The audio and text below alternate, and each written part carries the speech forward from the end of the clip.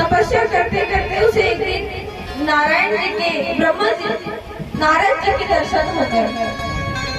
नारद जी के दर्शन हुए तो कहने लगा, बोले नारद जी, मैंने सुना है कि जिसको आपके दर्शन हो जाते हैं ना, उसे भगवान के दर्शन बहुत जल्दी हो जाते हैं, भगवान की प्राप्ति बहुत जल्दी हो जाती है।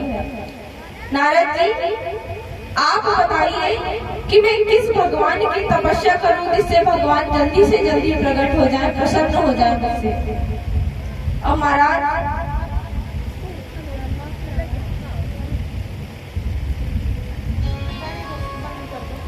नारद जी को देखता है तो नारद जी से कहता है कि नारद जी, मैंने सुना है कि जिस भी व्यक्ति को आपके दर्शन हो जाते हैं उसे भगवान की प्राप्ति जल्दी हो जाती है, भगवान जल्दी उसे प्रसन्न हो जाते हैं।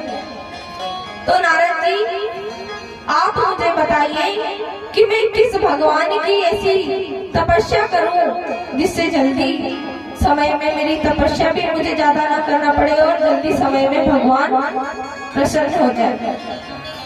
अब नारद जी ने कहा, बेटा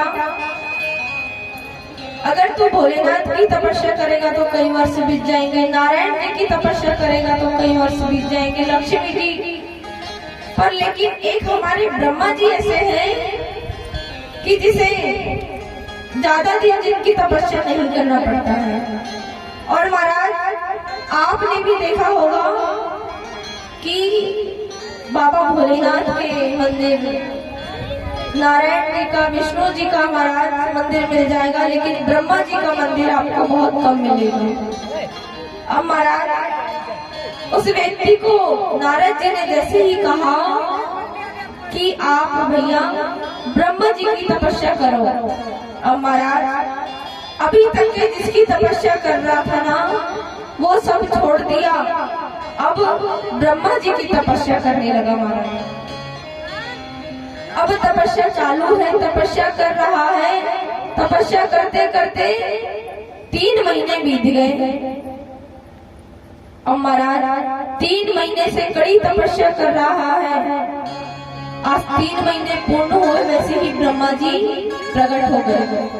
ब्रह्मा जी खुश हो गए कि देखो तो मेरे भी भक्त होते हैं इस पृथ्वी पे। और महाराज ब्रह्मा जी प्रकट हुए, भक्त ने ब्रह्मा जी को प्रणाम किया।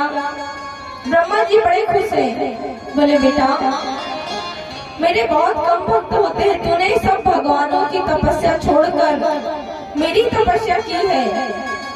अब महाराज ब्रह्मा जी बड़े खुश भक्त से कहने लगे, बेटा जो मांगना है तुझे तू मांग ले आज, मैं तेरी प्रसन्न से, तेरी तपस्या से आज बहुत प्रसन्न हूँ। महाराज ब्रह्मा जी कहने लगे, बेटा तूने मेरी 3 महीने तपस्या की है ना, सभी भगवान वरदान देते हैं, लेकिन मैं तुझसे इतना प्रसन्न हूँ कि तुझे 1 वरदान नहीं, 2 वरदान नहीं, आज 3 वरदान देना चाहता हूँ। मांग, क्या मांगना है तुझे? अब महाराज भक्त सोच के तो यही आया था कि भगवान से कोई एक ऐसा कुछ मांग लूंगा जो जीवन भर मेरे काम आए, लेकिन तपस्या के तो ब्रह्मा जी ने 3 वरदान देने के लिए कह दिया। महाराज आज भक्त बड़ा प्रसन्न है, क्यों? क्योंकि ब्रह्मा जी ने ही अपने मुंह से कह दिया कि मैं 3 वरदान देना चाहता हूँ तुझे। अब महाराज भक्त कहने लगा, ब्रह्मा जी पहले वरदान में तो ये दे दीजिए कि कहीं से मेरी बढ़िया सी सुंदर सी एक कन्या से विवाह करवा दीजिए। महाराज ब्रह्मा जी बोले, बेटा तथास्तु। अब महाराज एक सुंदर सी पत्नी आएगी, कन्या आएगी चंद्रमुखी से, तो महाराज उसको और झोपड़ी में तो रखूंगा नहीं, उसे महल चाहिए रहने के लिए। तो महाराज दूसरे वरदान में मुझे एक सुंदर सा बढ़िया सा महल दे दीजिए। अब 2 वरदान महाराज भक्त ने मांगे हैं और तीसरे वरदान में चुप हो गया। ब्रह्मा जी कहने लगे, बेटा क्या हुआ, क्यों चुप है? तीसरा वरदान भी मांग। अब भक्त चुप, कुछ नहीं कहे। ब्रह्मा जी बोले बेटा तीसरा वरदान भी मांग। बोले महाराज पहला वरदान तो ये मांगा कि एक बढ़िया सी सुंदर सी कन्या से विवाह करवा दो, और दूसरे वरदान में ये मांगा कि उस कन्या के रहने की व्यवस्था करा दो, एक बंगला भी दिला दो। अब महाराज तीसरा वरदान आया तो कलयुग का भक्त तीसरे वरदान में ये मांग लिया कि महाराज जब चाहूं जब 3 वरदान फिर से मांग सकूं। ब्रह्मा जी बोले बेटा तुझे तो तेरी तो आज लग गई। बोले जो तूने तो मेरे से मेरे ही वार मुझ पे ही उल्टा कर दिया। खैर चल कोई बात नहीं, ले ये शंख ले जा और जब चाहे जब इच्छा हो तेरी 3 वरदान तूने फिर से मांग लेना महाराज। अब 15 दिन में भक्त का विवाह हुआ, बंगला बन गया महाराज। 1 महीने के अंदर सब कुछ व्यवस्था हो गई। अब भक्त बढ़िया से रह ही रहा था अपने महल में अपनी पत्नी के साथ। एकदम से ठाकुर जी ने ऐसी वर्षा कराई महाराज, ऐसी वर्षा कराई कि जितना महल में डेंटिंग पेंटिंग हुई थी, जितना प्लास्टर हुआ था महाराज, जितना डेकोरेशन हुआ था सब धुल गया। तो जो बंगले पे सेवक थे उन्हें कहा कि भैया साहब ये बंगले का पूरा डेंटिंग पेंटिंग ये प्लास्टर सब छूट गया है, तो अब पेंट करने वाले पुताई करने वाले को बुलाना पड़ेगा, बुलाएंगे बोले। तो भक्त क्या कहता है? बोले क्यों बाहर से बुलाए? बोले क्यों पेंट करने वाले को बुलाए, क्यों पैसे खर्च करे? बोले हमारे ब्रह्मा जी है ना महाराज। भक्त ने बजाया शंख और आवाज लगाई ब्रह्मा जी हाजिर हो। अब महाराज ब्रह्मा जी आए। बोले ब्रह्मा जी पहला वरदान कि मेरे घर की पूरी डेंटिंग पेंटिंग प्लास्टर आप करोगे। दूसरा वरदान ये दे दीजिए कि मेरे बंगले के आसपास कभी बारिश ही ना हो। और महाराज तीसरा वरदान ये दे दीजिए कि जब चाहे जब 3 वरदान फिर मांग सकते। अब महाराज भक्त को अगर सर्दी भी हो तो बजाया शंख और ब्रह्मा जी को याद किया। अगर बुखार भी आए या घर में अगर एक गिलास भी टूट जाए तो ब्रह्मा जी ही आएंगे उसको भी साफ करने वाला। अब ब्रह्मा जी बड़े परेशान, एकदम परेशान हो गए और भगवान के पास गए, नारायण के पास गए। बोले प्रभु मैं तो बड़े अपने भक्त को देखकर प्रसन्न हो गया था कि चलो कलयुग में मेरे भी भक्त है। मुझे क्या पता था कि कलयुग के भक्त ऐसे भी होते। नारायण जी बोले ब्रह्मा जी ये कलयुग के भक्त हैं, ये बड़े चतुर होते हैं, ये हमसे भी चतुराई कर बैठते हैं। इसलिए कलयुग में अगर भक्त को कभी वरदान दो ना तो सोच समझ के देना, ऐसे ही कोई भी वरदान मत दे देना। ब्रह्मा जी बोले महाराज अब चाहे कुछ भी हो जाए, लेकिन कैसे भी कुछ भी करो, लेकिन हमें इस भक्त से छुटकारा दिलाओ महाराज।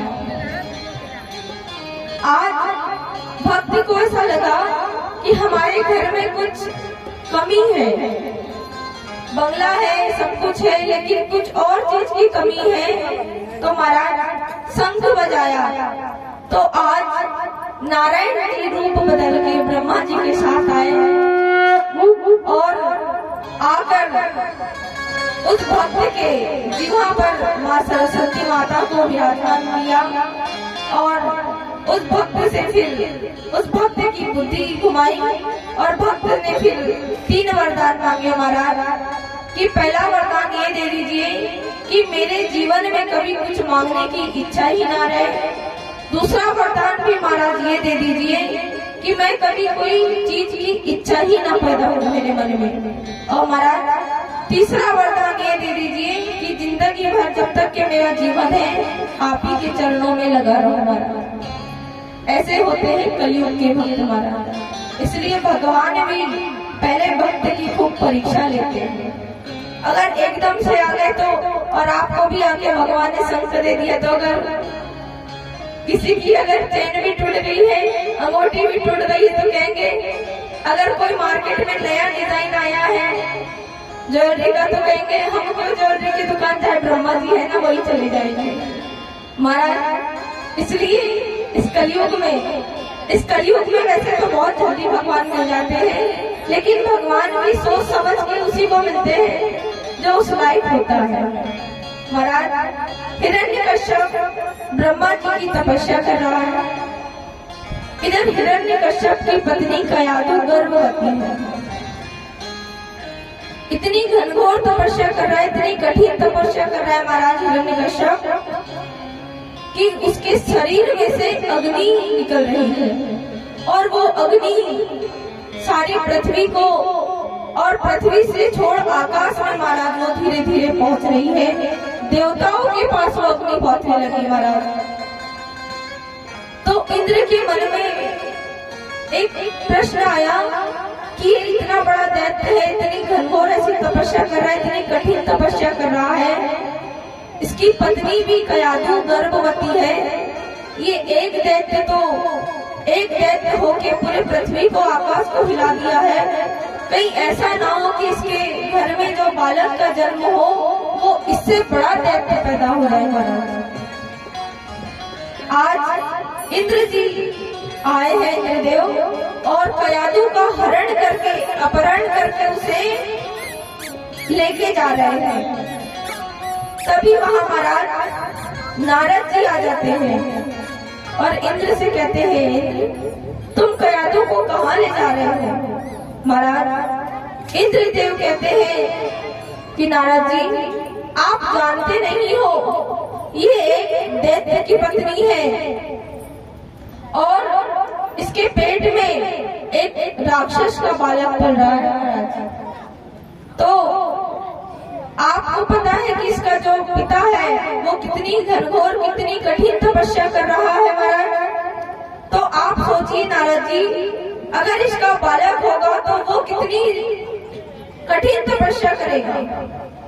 अब महाराज नारद जी समझाते हैं कि इंद्रदेव, जरूरी नहीं है कि अगर कोई राक्षस है तो उसके घर में राक्षस ही जन्म लेगा, और ये भी जरूरी नहीं है कि अगर कोई सच्चा वैष्णव हो, सच्चा संत हो, भक्त हो तो उसके घर भी भक्ति ही पैदा होगा महाराज। ऐसा नहीं होता है, वो तो माँ के ऊपर डिपेंड करता है, माँ के ऊपर निर्भर करता है कि बालक का जन्म कैसा होगा महाराज। अगर माँ गर्भवती होगी, अगर उस समय वो जो क्रीड़ा करेगी, जो कार्य करेगी महाराज, वो ही गुण बालक में आएगा। कयाधु भले एक दैत्य की पत्नी है महाराज, लेकिन वो एक भगवत भक्त है, भगवान को अपने जीवन में सबसे उच्च श्रेणी पर मानती है महाराज। सबसे बड़ा शरण अपने जीवन में भगवान को ही देती है। वो भले एक दैत्य की पत्नी होने के बाद दैत्य के घर में है, लेकिन वो एक दैत्य के कुल में है महाराज, लेकिन वो भगवान को बहुत अधिक प्रेम करती, स्नेह करती है महाराज। इंद्र जी से लेकर कयाधु को नारद जी अपने आश्रम पे लेके जाते हैं।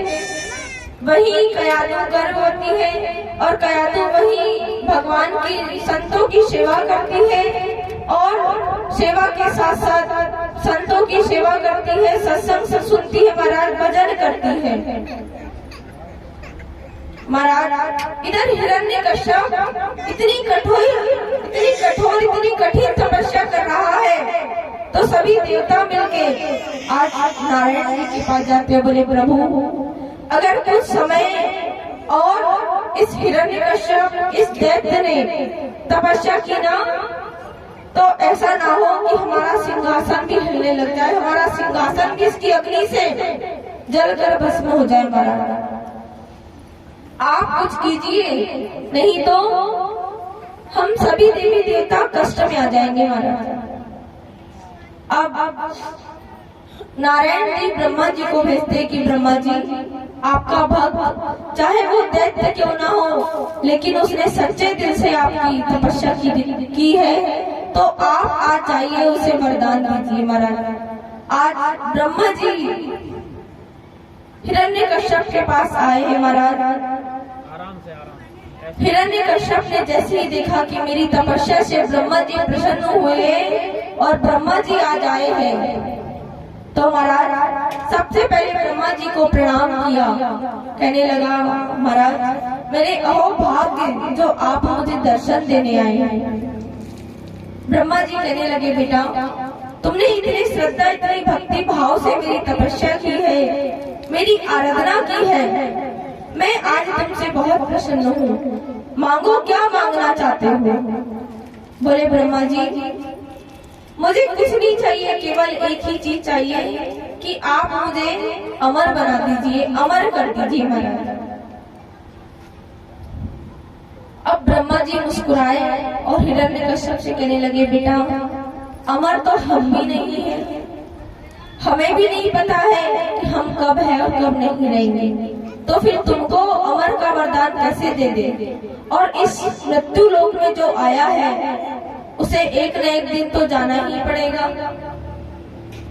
अब महाराज हिरण्यकश्यप मनी मन विचार कर रहा है कि ब्रह्मा जी ने मुझे अमर होने का वरदान तो नहीं दिया, लेकिन ऐसा क्या मांगू कि जो मृत्यु मुझे छीन भी ना सके महाराज। तो हिरण्यकश्यप कहता है कि महाराज अगर मुझे आप अमर का वरदान नहीं दे सकते हो तो कम से कम मुझे अपनी इच्छा अनुसार तो वरदान दे ही दो। ब्रह्मा जी कहते, बेटा जो तुम्हारी इच्छा हो तुम मांग लो।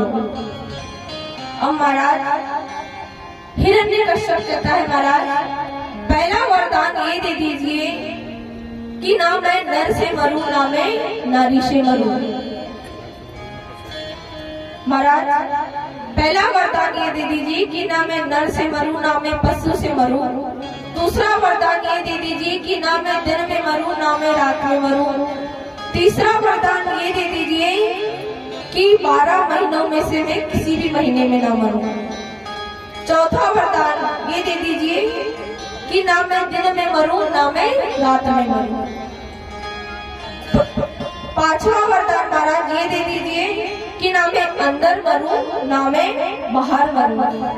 और छठवां वरदान तो महाराज ये दे दीजिए कि ना मैं अस्त्र से मरूं, ना मैं शस्त्र से मरूं। महाराज ब्रह्मा जी मुस्कुराए, बोले बेटा बड़ा चतुरा है, अमर का वरदान नहीं दे सका तुझे, अमर नहीं कर पाया, तो अपनी मृत्यु को टालने का पूरा प्रबंध कर लिया बेटा तूने। महाराज ब्रह्मा जी बोले, बेटा तथास्तु, वरदान देकर चले गए। अब महाराज जैसे ही वरदान दिया ब्रह्मा जी ने, तो आज हिरण्यकश्यप जो अभी तक के भीगी बिल्ली की तरह बन के भगवान की तपस्या कर रहा था, आज शेर के समान दौड़ा। नगर में गया, अपने राज्य में गया और ऐलान कर दिया, अपने सेवकों को, द्वारपालों को भेज दिया और कह दिया कि हमारे नगर में, हमारे राज्य में आज के बाद कोई भी नारायण का नाम ना ले ले। अगर हमारे राज्य में अगर कोई भगवान है किसी का, तो केवल हिरण्यकश्यप है। आज से सब लोग मेरे ही पूजा करेंगे, मुझे ही भगवान मानेंगे। महाराज जितनी नगर में, जितनी राज्य में संतों की कुटिया थी, संतों के आश्रम थे, भगवान के मंदिर थे, महाराज सारे टुटा दिए, सारे तोड़ तोड़ के फेंक दिए, मूर्ति उठा उठा के फेंक दी महाराज। और कहा कि भूल से भी कोई भगवान नारायण का नाम ना ले ले, नहीं तो उसे मृत्यु दंड ही मिलेगी। और महाराज जो कोई भगवान का नाम लेना भी चाहता ना, तो वो भगवान का नाम मन ही मन ले लेता, लेकिन कोई भी संध्या भजन संध्या भगवान का सत्संग नहीं करता। क्यों? क्योंकि महाराज सभी लोगों को अपने अपने प्राण प्रिय है। अब महाराज पूरे नगर में, पूरे राज्य में ये ऐलान कर दिया कि कोई भी भगवान को नहीं पूजेगा। भगवान का नाम नहीं लेगा। अब महाराज जैसे ही ये कहा कि कोई भी भगवान का नाम नहीं लेगा, कोई भी भगवान को नहीं पूजेगा, एक दिन अपने कक्ष में बैठा हिरण्यकश्यप आज बहुत खुश है, बहुत प्रसन्न है और अब मन ही मन विचार कर रहा है कि अब मुझे सब कुछ वरदान प्राप्त हो सके, अब मुझे मृत्यु छी भी नहीं सकती महाराज, तो मैं कैसे भी करके अब नारायण से बदला कैसे लूं, कैसे उसके ऊपर पहला प्रहार करूं। महाराज एक दिन खेलते खेलते जो कयाधु का पुत्र जो नारद जी के आश्रम में जिसका जन्म हुआ था महाराज, खेलते खेलते आज वो अपने पिताजी के कक्ष में आ गया। हिरण्यकश्यप ने अपने बालक प्रहलाद जी को बुलाया, कहने लगा बेटा बताओ तुम्हारा भगवान कौन है। प्रहलाद जी मुस्कुरा के बोले पिताजी आप मुझसे इतने बड़े हो, आप तो मेरे पिताजी हो, आपको नहीं पता कि भगवान हमारा कौन है, हमारा पालनहार कौन है। पिताजी आप ये कैसा सवाल पूछ रहे हैं। महाराज जैसे ही प्रहलाद जी ने ये कहा कि पिताजी आप ये कैसा सवाल पूछ रहे हो, महाराज हिरण्यकश्यप को क्रोध आने लगा कि बताओ मैंने सारे नगर में, सारे राज्य में सभी को बता दिया है और मेरे घर के मेरे पुत्र को ही नहीं पता है कि भगवान कौन है। अपने पति अपने पुत्र से डांट कर कहता है तुम्हें इतना भी नहीं पता मूर्ख बालक कि तुम्हारा भगवान कौन है। तुम्हारा भगवान और कोई नहीं, तुम्हारा भगवान मैं ही हूँ, तुम्हारा पिता ही तुम्हारा भगवान है। प्रहलाद जी प्रणाम करके पिताजी से कहे पिताजी ये तो मैं जानता हूँ, मेरे नारायण जी ने भी मुझे यही ज्ञान दिया है कि माता पिता सबसे पहले भगवान होते हैं पुत्र के, बालक के, बच्चे के। लेकिन महाराज पिताजी ये तो बात सही है कि माता पिता पहले गुरु होते हैं, माता पिता ही भगवान के समान होते हैं, लेकिन आपका भगवान, मेरा भगवान तो हमारे श्री नारायण जी हैं महाराज। अब जैसे ही ये सुना कि हमारे भगवान नारायण जी हैं, महाराज हिरण्यकश्यप बड़ा क्रोधित हो गया, क्रोध आने लगा उसे कि बताओ मैंने सबको बता दिया है, पूरे राज्य में ये खबर पहुंचाती है, सभी को बता दिया है कि हमारा भगवान और कोई नहीं मैं ही हूँ, तो भी मेरा पुत्र होके कह रहा है कि हम सबका भगवान नारायण है। महाराज हिरण्यकश्यप अपने मन में सोचता है कि शायद अभी मेरा पुत्र छोटा है, शिक्षा ग्रहण नहीं की है, ये विद्यालय जाएगा, विद्यालय में गुरुदेव इसे समझाएंगे महाराज तो शायद ये समझ जाएगा। अब हिरण्यकश्यप प्रहलाद जी को विद्यालय भेजते हैं राक्षसी विद्या श्रवण करने के लिए। महाराज गुरु जी से कह देते हैं कि गुरु जी प्रहलाद जी को बताइए कि प्रहलाद जी का भगवान कौन है, उन्हें समझाइए कि संसार में अगर कोई सबसे सर्वश्रेष्ठ भगवान है तो वो केवल मैं हूँ। अब महाराज हिरण्यकश्यप ने ये गुरुजी से कह दिया तो गुरुजी ने भी हिरण्यकश्यप की बात मान के कहने लगे, प्रहलाद जी को राक्षसी विद्या श्रवण कराने लगे, राक्षसी विद्या समझाने लगे, पढ़ाने लगे। महाराज अब महाराज वो तो जब माँ के गर्भ में था ना, जब से ही प्रहलाद जी भगवान भक्त बन गए थे, भगवत भक्ति बन गए थे महाराज। तो वो कैसे किसी के समझाने से, महाराज जो भगवान का भक्त होता है ना महाराज, उसे संसार में कितनी विपत्ति आ जाए, कितनी परेशानी आ जाए, उसे केवल भगवान के ही दर्शन होते, केवल वो भगवान को ही मानता है, क्योंकि उसको पता है कि मुझ पे अगर कोई विपत्ति आई उससे पहले भगवान उस विपत्ति को हर लेंगे। अब महाराज प्रहलाद जी को गुरुदेव राक्षसी विद्या श्रवण करा रहे हैं, लेकिन प्रहलाद जी तो अपने नारायण को ही हमेशा भजते हैं। अब कुछ वर्ष प्रहलाद जी ने विद्यालय में विद्या ग्रहण करी महाराज। इसके उपरांत प्रहलाद जी अपने घर गए, अपने राज्य में गए। फिर एक दिन पिताजी ने बुलाया और पूछे, बेटा अब बता कि तेरा भगवान कौन है। महाराज कहने लगा, पिताजी मैं आपको एक बात कितने बार बताऊंगा कि हमारा भगवान और कोई नहीं, हमारे भगवान स्वयं नारायण है, हमारे पालनहार स्वयं नारायण है।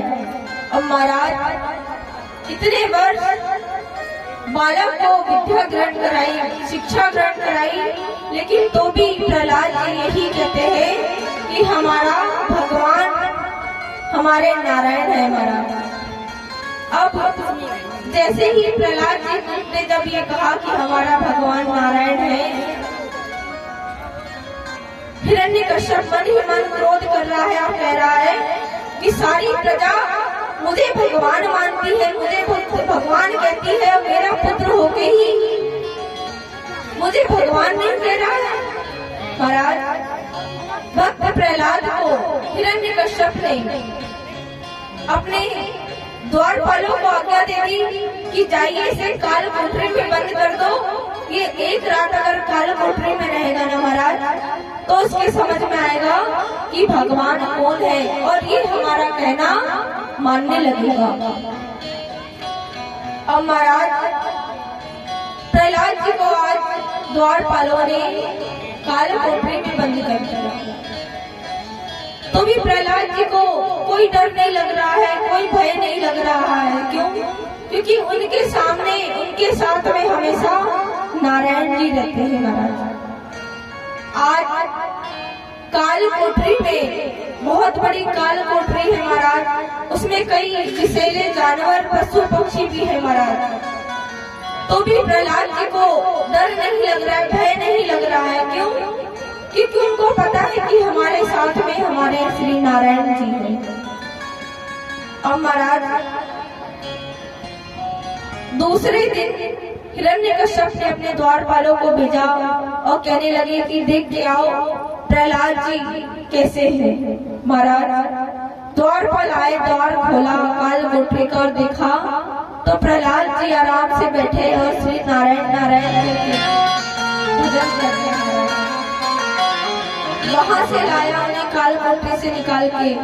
हिरण्यकश्यप को लगा कि शायद अब हमारा पुत्र मान जाएगा, इतनी कड़ी सजा दी है, इतनी कठोर सजा दी है, तो शायद अब हमारा बालक मान जाएगा और हमें भगवान कहने लगेगा महाराज। लेकिन प्रहलाद जी से हिरण्यकश्यप ने पूछा कि बेटा बता तेरा भगवान कौन है। महाराज आज मुस्कुरा के फिर से कहने लगे, पिताजी मैं आपको ये बात कितने बार बताऊं, कितने बार बता चुका हूँ कि मेरा ही नहीं, इस सृष्टि में जितने मनुष्य, जितने प्राणी हैं, सभी का पालनहार, सभी का भगवान हमारे श्री नारायण जी हैं। अब महाराज हिरण्यकश्यप ने जैसे ही ये सुना ना, वैसे ही अपने द्वारपालों को आज्ञा दी कि जाइए आज इसे मृत्यु दंड दे दीजिए और खाई से नीचे फेंक दीजिए। महाराज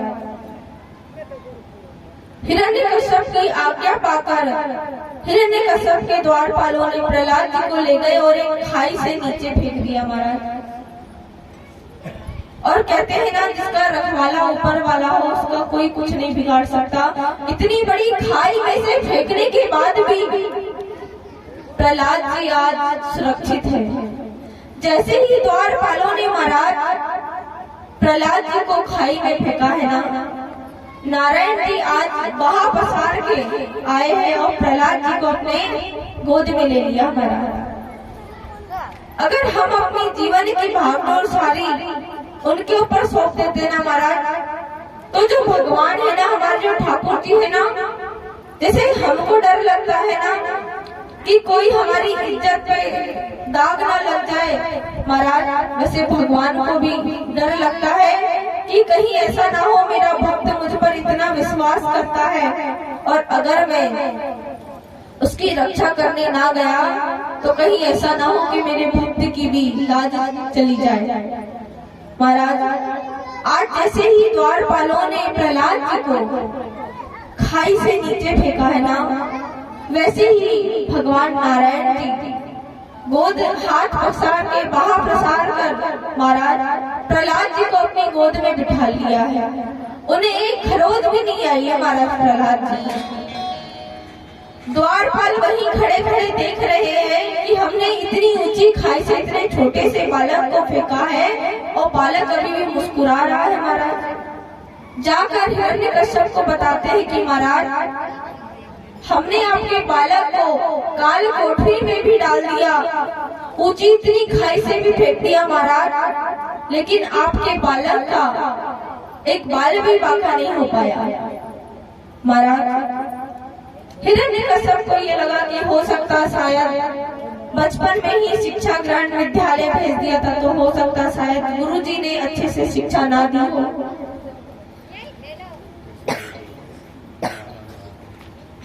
महाराज हिरण्यकश्यप प्रहलाद जी को फिर से एक बार विद्यालय गुरुजी के पास भेजते हैं कि शायद ऐसा हो कि इस बार शायद प्रहलाद जी सही से शिक्षा ग्रहण करके आ गया।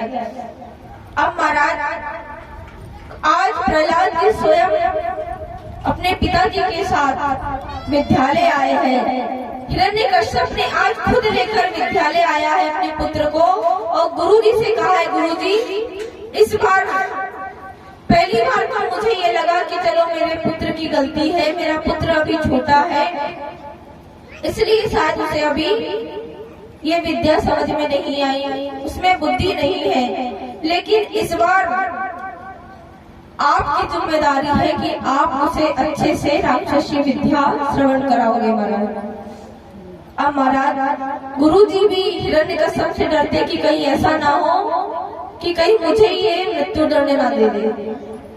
तो गुरुजी कहते हैं, महाराज मैंने तो पहले भी प्रहलाद जी को यही विद्या यही शिक्षा ग्रहण कराई थी, राक्षसी विद्या महाराज, लेकिन पता नहीं ये बालक कैसा है जो सुनता ही नहीं है, केवल नारायण ही नारायण जपता है। अब महाराज हिरण्यकश्यप विद्यालय में छोड़कर गुरुजी के साथ छोड़कर अपने राज्य वापस लौट जाते हैं। अब गुरुजी उधर प्रहलाद जी को राक्षसी विद्या सिखाना प्रारंभ करते हैं। एक दिन गुरुजी अपने कक्ष में बैठे थे, सभी विद्यार्थी महाराज खेल रहे थे ग्राउंड में। तो गुरुजी ने कहा कि जाओ प्रहलाद जी को बुलाकर लेके आओ महाराज। अब प्रहलाद जी सभी विद्यार्थी खेल रहे हैं, लेकिन प्रहलाद जी बैठे बैठे श्री नारायण जी का ध्यान लगा के नारायण जी का कीर्तन करते हुए महाराज अपनी मस्ती में मगन है। एक विद्यार्थी आया और जैसे ही देखा कि नारायण जी का प्रहलाद जी नारायण जी का कीर्तन कर रहे महाराज, दूसरा विद्यार्थी भी उनको देखकर भगवान का नाम जपने लगा। गुरुजी ने दूसरे विद्यार्थी को भेजा महाराज। ऐसे ही सारे विद्यार्थी आए और जैसे ही प्रहलाद जी को देखा महाराज, सभी लोग आज भजन करने लगे। अब सभी विद्यार्थी जिसको भेज रहे हैं वो बुलाने तो आ रहा है, लेकिन वापस गुरुजी के पास नहीं जा रहा है। महाराज गुरुजी बोले, मैंने इतने सारे विद्यार्थियों को भेजा है प्रहलाद जी को बुलाने के लिए, लेकिन एक भी विद्यार्थी वापस नहीं आया है और ना तो प्रहलाद जी वापस आए हैं महाराज। अब गुरुजी स्वयं उठ के गए हैं महाराज। गुरुजी उठकर जैसे ही गए महाराज और देखा कि विद्यालय के ग्राउंड में, विद्यालय के मैदान में महाराज आज सारे विद्यार्थी प्रहलाद जी के साथ में क्या कह रहे हैं, सभी लोग मिलकर आज भगवान का कीर्तन कर रहे हैं महाराज, जितने विद्यार्थी हैं। आइए आप हम सभी मिलकर प्रहलाद जी के साथ में भगवान का कीर्तन करते हैं।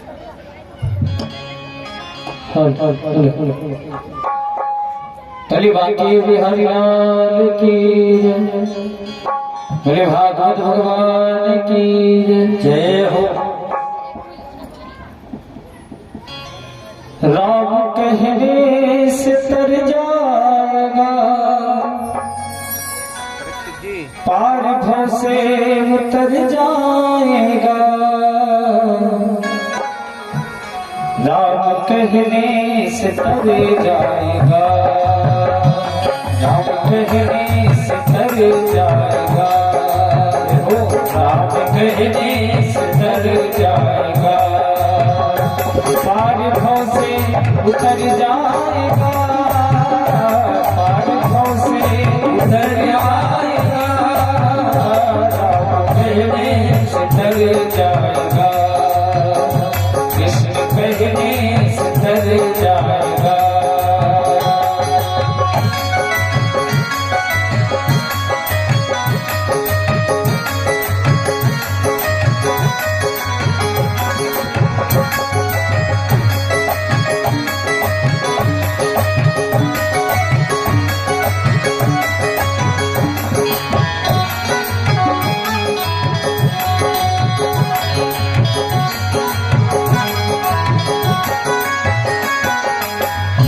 होगी घर घर में चर्चा तेरी, होगी घर घर में चर्चा तेरी, होगी घर घर में चर्चा तेरी, होगी घर घर में चर्चा तेरी, होगी घर घर में चर्चा तेरी, होगी घर घर में चर्चा तेरी।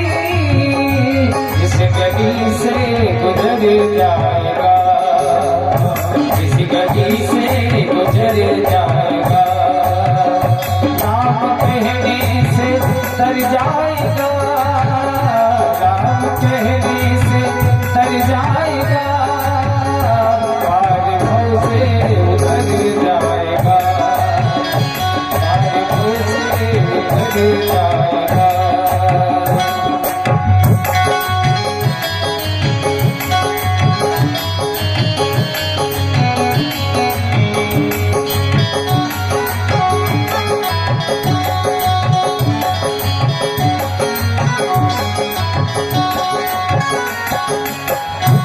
बड़ी मुश्किल से दर्पण मिला, बड़ी मुश्किल से दर्पण मिला, बड़ी मुश्किल से दर्पण मिला, बड़ी मुश्किल से दर्पण मिला, बड़ी मुश्किल से दर्पण मिला, बड़ी मुश्किल से दर्पण मिला। राम कहने से तर जाएगा, राम कहने से तर जाएगा, पार भव से उतर जाएगा, पार भव से उतर जाएगा, पार भव से उतर जाएगा, पार भव से उतर जाएगा। कृष्ण कहने से तर जाएगा, कृष्ण कहने से तर जाएगा।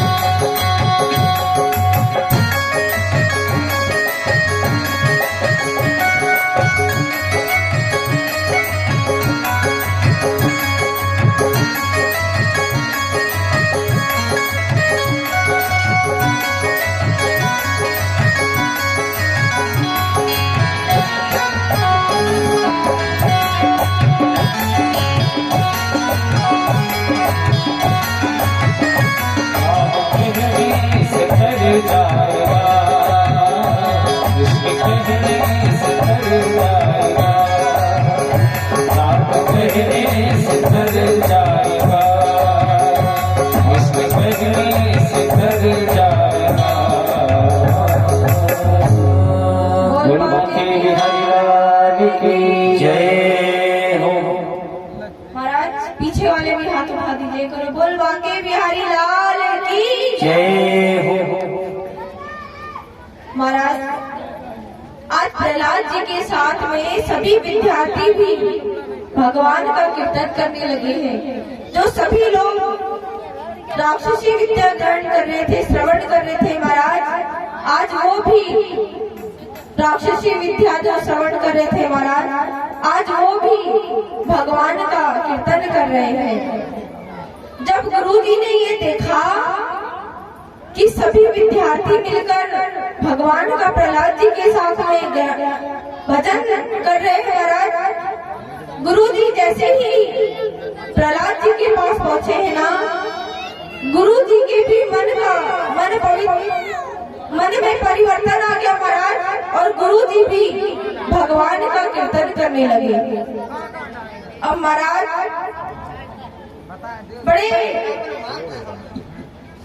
बड़ा शोर हो रहा है, बहुत सभी लोग कीर्तन कर रहे हैं महाराज। आज एकदम से अचानक से हिरण्यकश्यप विद्यालय में आ गया और उसने ये नजारा देख लिया कि मैंने तो अपने बालक को राक्षसी विद्या श्रवण करने के लिए विद्यालय में भेजा था, लेकिन ये गुरुजी सभी लोगों को, सभी विद्यार्थियों को भगवान का नाम संकीर्तन करा रहे हैं। महाराज हिरण्यकश्यप ने अपने बालक और सभी बालकों से कुछ नहीं कहा और गुरुजी से कहा, गुरुजी को बुलाया, कहने लगे गुरुजी मैं तो अपने पुत्र की गलती समझता था, आज मुझे पता चला कि सभी बालक मेरा बालक नारायण का नाम क्यों लेता है। जो गुरुजी सिखाएंगे वही तो बालक सीखेगा ना। महाराज गुरुजी हाथ जोड़कर कहने लगे, महाराज पता नहीं ये अचानक क्या हो गया मुझे कि मैं प्रहलाद जी को बुलाने आया था विद्या ग्रहण करने के लिए, विद्या श्रवण कराने के लिए महाराज, लेकिन मैं इनके बुलाने आया तो मेरी भी यही हालत हो गई, मैं भी प्रहलाद जी के साथ में भगवान का कीर्तन करने लगा। महाराज जैसे ही गुरुजी ने ये कहा, हिरण्यकश्यप बोले कि गुरुदेव मैं इस बात को नहीं मानता कि तुम राक्षसी विद्या श्रवण करा रहे थे मेरे बालकों को। महाराज अगर मेरे बालक को आप थोड़ी सी भी राक्षसी विद्या श्रवण कराते तो शायद ये नारायण का नाम कभी नहीं लेता। आपने इन्हें कभी नारायण को छोड़कर और कोई विद्या ही श्रवण नहीं कराई महाराज, इसलिए तो सभी बालक आज नारायण का नाम ले लेकर कीर्तन कर रहे, नृत्य कर रहे महाराज। महाराज विद्यालय से अपने बालक को हिरण्यकश्यप घर ले आता है, राजमहल लेके आ जाता है महाराज। तो जैसे ही हिरण्यकश्यप प्रहलाद जी को घर लेके अपने कक्ष में, अपने महल में आता है महाराज, प्रहलाद जी नारायण नारायण नारायण नारायण ही का जप कर रहे हैं, नारायण ही नारायण गा रहे हैं महाराज। तो हिरण्यकश्यप अपने मन में विचार बनाता है कि मैंने मेरे इतने प्रयासों के बाद भी आज प्रहलाद जी की मृत्यु नहीं हुई और ना प्रहलाद जी को राक्षसी विद्या श्रवण कर पाए हैं। महाराज हिरण्यकश्यप की एक बहन है, नाम है होलिका। महाराज आप सभी लोग भी होलिका दहन का उत्सव मनाते होंगे, ये हिरण्यकश्यप की बहन है। महाराज इसे वरदान मिला है कि इसे अग्नि छू भी नहीं सकती। आज हिरण्यकश्यप अपनी बहन से कहता है कि बहन तुम तो जानती हो कि मेरे घर में कैसा उदंडी बालक का जन्म हुआ है, मैंने उसे इतनी शिक्षा दी, लेकिन तो भी मेरे बालक ने आज तक के कभी मुझे ये नहीं कहा कि पिताजी तुम ही मेरे भगवान हो। बहन हमेशा मेरा पुत्र नारायण को ही अपना भगवान बताता है, आज तुम ऐसा करो कि इसे अग्नि में डाल दो। महाराज आज हिरण्यकश्यप ने अपनी बहन को कहकर अपनी बहन के गोद में प्रहलाद जी को बिठा दिया है महाराज, और उसमें अग्नि प्रज्वलित कर दी है महाराज। अग्नि प्रज्वलित करने के बाद भी महाराज प्रहलाद जी एकदम शांति से बैठे हैं, लेकिन जिसे ये वरदान मिला था कि अग्नि होलिका माता को छू भी नहीं सकती महाराज, आज उसे जलाकर भस्म कर दिया है। और प्रहलाद जी सुरक्षित है, प्रहलाद जी एकदम बैठे हैं, उन्हें जरा सी आग भी नहीं लग रही है महाराज। हिरण्यकश्यप ने ये देखा है कि इतना बड़ा असंभव कार्य हुआ तो कैसे हुआ। मेरी बहन जल गई, मेरी बहन का शरीर शांत हो गया, लेकिन मेरे पुत्र प्रहलाद का अभी तक ही कुछ नहीं हुआ महाराज। प्रहलाद जी को अपने सेवकों के हाथ में पकड़ के राजमहल में बुलाया है, राजसभा लगी है महाराज। उस सभा में हिरण्यकश्यप बैठा है अपने सिंहासन पर, प्रहलाद जी को एक सिपाही की तरह, एक अपराधी की तरह सामने खड़ा कर रखा है महाराज, और कहने लगे हैं, बता तेरा नारायण कहाँ कहाँ है महाराज। प्रहलाद जी मुस्कुरा के कहने लगे, पिताजी मेरा नारायण हर जगह है, अगर आप बोल रहे हो ना, आप जीवित हो, तो आपके अंदर भी मेरे नारायण ही विराजमान है, मेरे नारायण ही बसे हैं पिताजी, इसलिए तो आप बोल पा रहे हो, आप चल पा रहे हो महाराज।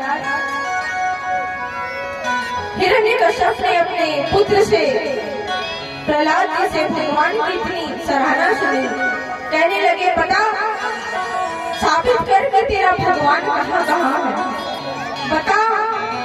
क्या वहीं पास में खड़ा एक खंभा से कहने लगा कि बता क्या तेरा भगवान इसके अंदर है।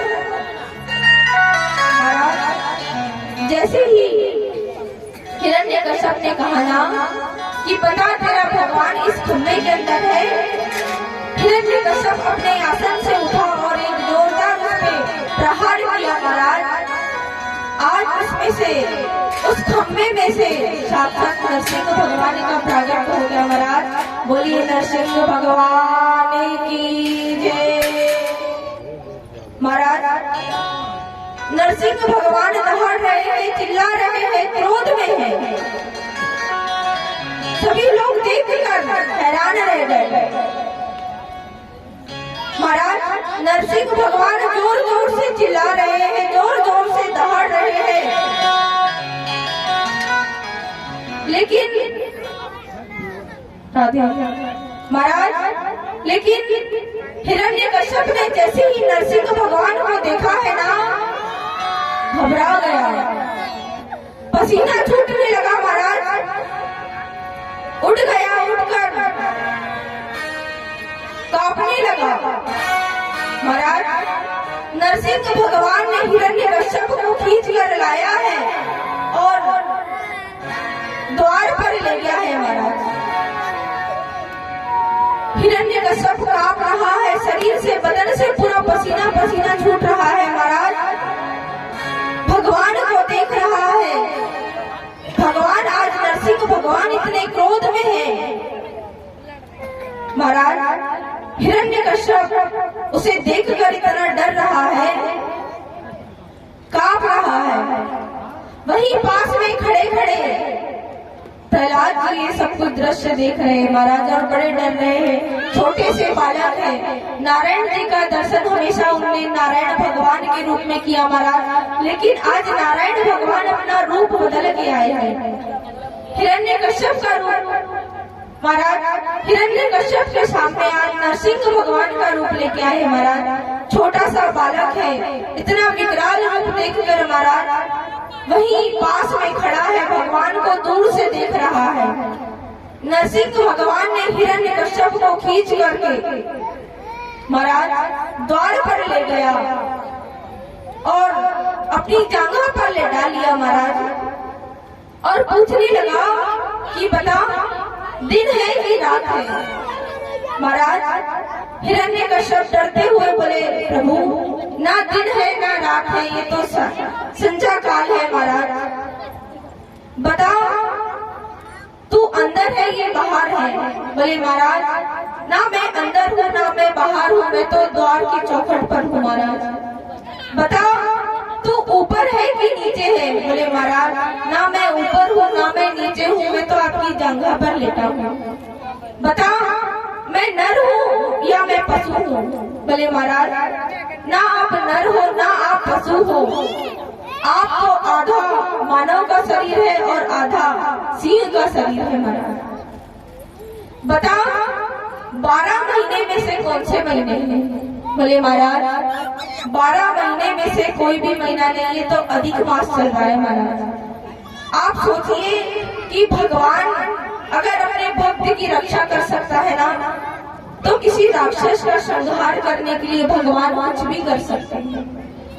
12 महीने से छोड़कर भगवान ने अधिक मास में महाराज आज हिरण्यकश्यप का वध करने आए। भगवान ने पूछा कि बता, मेरे हाथ में अस्त्र है या शस्त्र है? बोले महाराज, आपके हाथ में ना अस्त्र है ना शस्त्र है, आपके केवल तीखे तीखे नाखून दिखाई दे रहे हैं। महाराज, जैसे ही हिरण्यकश्यप ने ये कहा ना कि आपके हाथ में केवल तीखे तीखे नाखून दिखाई दे रहे हैं, महाराज अपने तीखे तीखे नाखूनों से भगवान ने, नरसिंह भगवान ने हिरण्यकश्यप के पेट में हाथ डाला महाराज, और पेट चीर दिया। और जैसे ही पेट चीरा महाराज, पूरी आंतरी सब आग बाहर निकाल ली महाराज। हिरण्यकश्यप की वही मृत्यु हो गई। हिरण्यकश्यप का वध हो गया, हिरण्यकश्यप की वही मृत्यु हो गई महाराज। तो भी अभी नरसिंह भगवान शांत नहीं हुए। क्यों? सभी देवी देवता घबरा रहे हैं, क्योंकि आज तक के कभी किसी ने भगवान का ऐसा दृश्य नहीं देखा महाराज। सभी देवी देवता बाबा भोलेनाथ के पास गए, नारायण के पास गए। बोले प्रभु क्या करें, आज नारायण भगवान का ऐसा पहली बार ऐसा रूप देखा है। तो सभी देवगण ने कहा कि महाराज शायद लक्ष्मी माता उनके सामने चले जाए तो शायद वो अपनी क्रोध को शांत कर ले महाराज। लक्ष्मी जी ने जब ये भगवान का विकराल रूप देखा है ना महाराज, वो खुद डर गई है कि ये कैसा स्वामी का रूप है। आज तक के मैंने ऐसा रूप स्वामी का कभी देखा नहीं। अब महाराज सभी देवगण भगवान की स्तुति कर रहे हैं, भगवान को प्रणाम कर रहे हैं, लेकिन कोई भी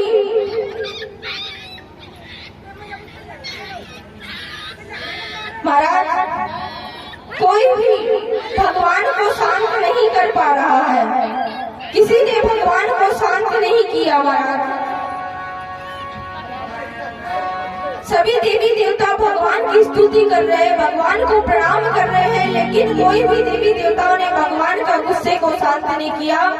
तब बाबा भोलेनाथ ने कहा कि भगवान का क्रोध जब ही शांत होगा जिसके लिए भगवान ने ये रूप धारण किया है। महाराज लक्ष्मी जी ने आज पकड़ के हाथ पकड़ा है प्रहलाद जी का और नरसिंह भगवान के पास ले गया है महाराज। जैसे ही भगवान ने प्रहलाद जी को देखा है ना, अपना क्रोध सारा छोड़ दिया और महाराज प्रहलाद जी को अपने सीने से लगा लिया। प्रहलाद जी को अपने गोद में बिठा लिया महाराज और कहने लगे बेटा मांगो, तुम्हें क्या मांगना है। आज मैं तुम्हारी भक्ति से इतना प्रसन्न हूँ कि मैंने आज तक के तुम्हारे जैसा भक्त कहीं नहीं देखा। महाराज प्रहलाद जी तो इतना भयानक इतना भयंकर रूप देखकर भगवान से डर रहे हैं, कुछ कह भी नहीं पा रहे हैं। महाराज नरसिंह भगवान उन्हें हृदय से लगा लेते हैं और कहते हैं बेटा तुम डरो नहीं, मैं ही तुम्हारा नारायण हूँ, मांगो तुम्हें क्या मांगना है। महाराज प्रहलाद जी चुप है, कुछ नहीं कह रहे हैं, बड़े सीमे से भगवान के सामने नेत्र झुकाए खड़े हैं, नेत्रों से आंसू बह रहे हैं और धीरे से कहते हैं प्रभु अगर आप मुझे कुछ देना चाहते हो ना तो केवल एक ही चीज दे दीजिए महाराज कि मेरे पिताजी को मुक्ति दे दीजिए। मेरे पिताजी ने भले जितना भी पाप क्यों ना किया हो महाराज, लेकिन है तो वो मेरे पिता ही ना। महाराज आज प्रहलाद जी ने जैसे ही ये कहा ना कि मेरे पिताजी को मुक्ति दे दीजिए महाराज, नरसिंह भगवान मुस्कुराने लगे, बोले बेटा जिसके कुल में तुझ जैसा बालक हो जाता है ना, उसकी तो 21 पीढ़ी आगे की और 21 पीढ़ी पीछे की बेटा वैसे ही तारनतार हो जाती है। और तू कह रहा है कि मेरे पिताजी को मुक्ति दे दो। जिस दिन तुम्हारा जन्म इनके कुल में हुआ था ना, उसी दिन इनका जीवन धन्य हो गया था। तुम्हारे पिताजी की तो वैसे ही मुक्ति हो गई है और तुम कह रहे हो कि मेरे पिताजी की मुक्ति दे दो महाराज। भगवान का ये रूप देखकर प्रहलाद जी, जब भगवान प्रहलाद जी को सीने से लगा लेते हैं, गले से लगा लेते हैं और ये कहते हैं कि प्रहलाद जी तुम्हारे पिताजी की तो वैसे ही मुक्ति हो गई है महाराज। प्रहलाद जी मुस्कुराने लग जाते हैं और क्या कहते हैं, आइए सभी लोग ताली की सेवा करते करते और खासकर हमारे परीक्षित जी ताली की सेवा बिल्कुल पूरी करेंगे। मेरे सावले सलोने कन्हैया तेरा जलवा कहाँ पर नहीं है।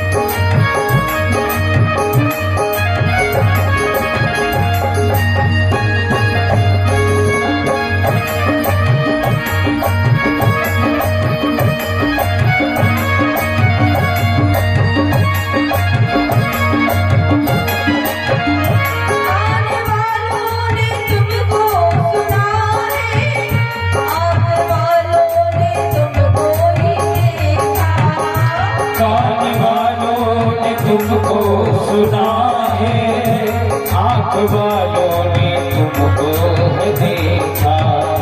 कान वालों ने तुमको सुना है, आँख वालों ने तुमको देखा। कान वालों ने तुमको सुना है, आँख वालों ने तुमको देखा।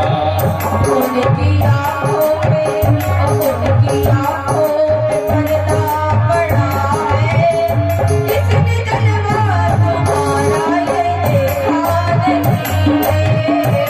मेरे सामने सलोने कन्हैया, तेरा जलवा कहाँ पर नहीं है। मेरे सामने सलोने कन्हैया, तेरा जलवा कहाँ पर नहीं है।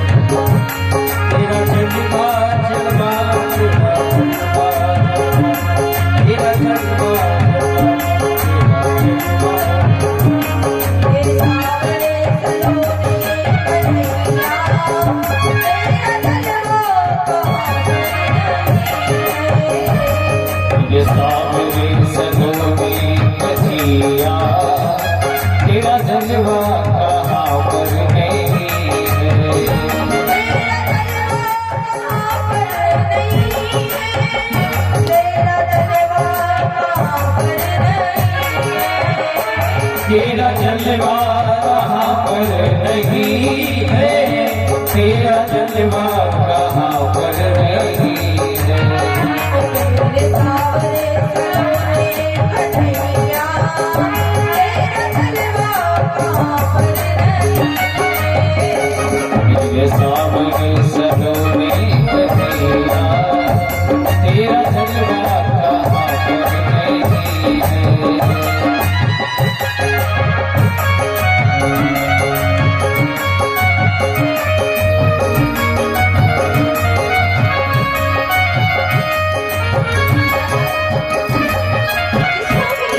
जलवा देख रहा है ना, तो सभी लोग तालियों की सेवा करते हैं। और खासकर परीक्षित जी, अगर आपने आज जलवा नहीं देखा ना, तो फिर कभी नहीं देख पाओगे। इसलिए अगर ठाकुर जी का जलवा देखना है, तो ताली की सेवा करते हुए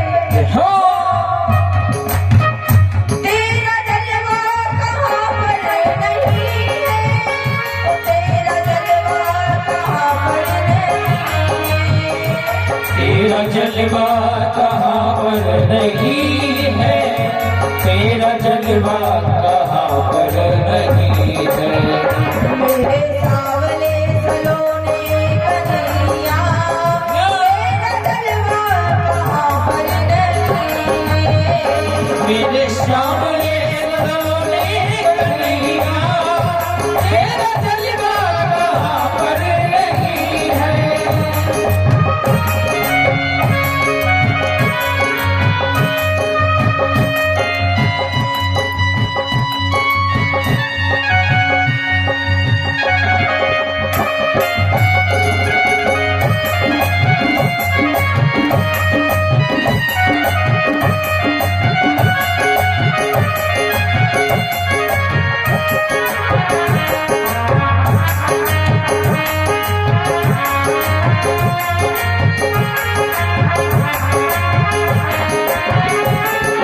पीते हैं पी पी के गिरते, हम पीते हैं गिरते नहीं।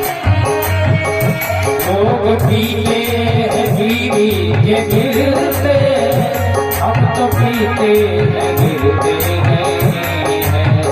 लोग पीते हैं पी पी के गिरते, हम पीते हैं गिरते नहीं।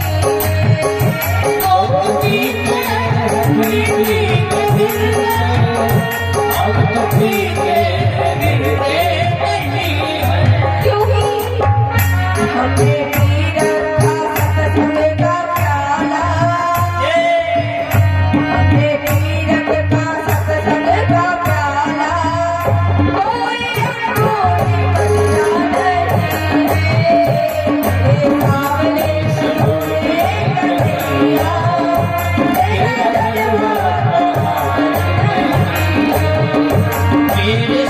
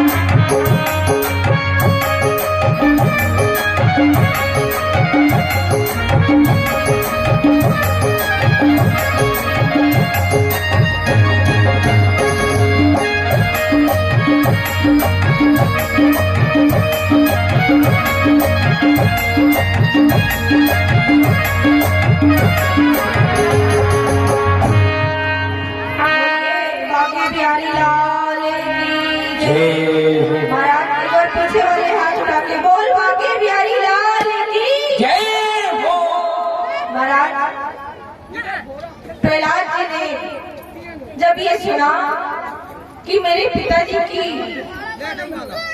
वैसे ही मोक्ष मिल चुका है मेरे पिताजी को महाराज, बड़ा खुश हुआ और भगवान से कहने लगा, प्रभु अब मुझे भी अपने धाम को लेके चलिए, मुझे अपने चरणों में रख लीजिए प्रभु जी।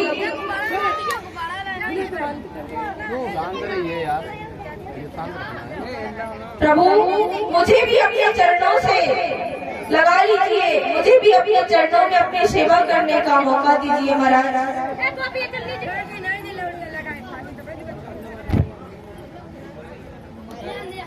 नरसिंह